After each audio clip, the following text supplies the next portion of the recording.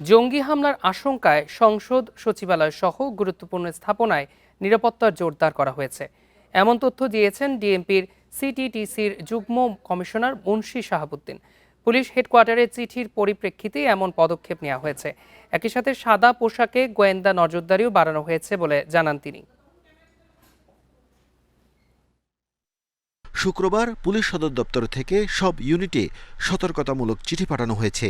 এতে সংসদ সচিবালয়, পুলিশ সদর দপ্তর, ধর্মীয় উপাসনালয় সহ রাষ্ট্রীয় গুরুত্বপূর্ণ স্থাপনায় জঙ্গি হামলার আশঙ্কা করা হয়েছে। শনিবার বিষয়টি নিয়ে মুখ খোলেন আইনশৃঙ্খলা বাহিনীর ঊর্ধ্বতন কর্মকর্তারা। ডিএমপির কাউন্টার টেররিজম ইউনিটের যুগ্ম কমিশনার জানান, জঙ্গি হামলার আশঙ্কায় তৎপরতা বাড়ানো হয়েছে। নিরাপত্তা জোরদার করা হয়েছে রাষ্ট্রীয় গুরুত্বপূর্ণ স্থাপনাগুলোতে। আমরা এই তথ্যটা পেয়েছি এবং আমাদের সিটিটিসি, সাইবার ইন্টেলিজেন্স, আমাদের স্পেশাল অ্যাকশন, আমরা এই বিষয়ে কাজ করছি। এটা আমাদের সিকিউরিটি প্ল্যানিং, আমরা সিকিউরিটি প্ল্যানিং অনুযায়ী অ্যাকর্ডিংলি যে স্থানগুলো এসেছে, তথ্য এসেছে, আমরা এই বিষয়ে কাজ করব। এদিকে ডিএমপির উপকমিশনার জানান, উদ্বুদ্ধ পরিস্থিতি মোকাবেলায় বিশেষ টিমের সাথে কাজ করার প্রস্তুতি রয়েছে।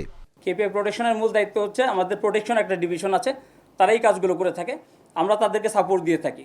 তো এটা নিয়মিত অংশ হিসেবে তারা যে সকল কার্যক্রম করবে, বাংলাদেশ ব্যাংক বা কেপিআই বা আপনার প্রোটেকশন ডিভিশন যদি আমাদের কাছে কোনো সহায়তা চায়, আমরা তাদের চাহিদা মাফিক সাপোর্ট দিয়ে যাব। সাদা পোশাকে পুলিশের নজরদারির পাশাপাশি সাইবার ইউনিটগুলোকে সক্রিয় থাকার নির্দেশনা দিয়েছে পুলিশ। নির্দেশনার আলোকে আমরা সতর্ক ব্যবস্থা গ্রহণ করব। Arafatur Rahman, independent news, Dhaka.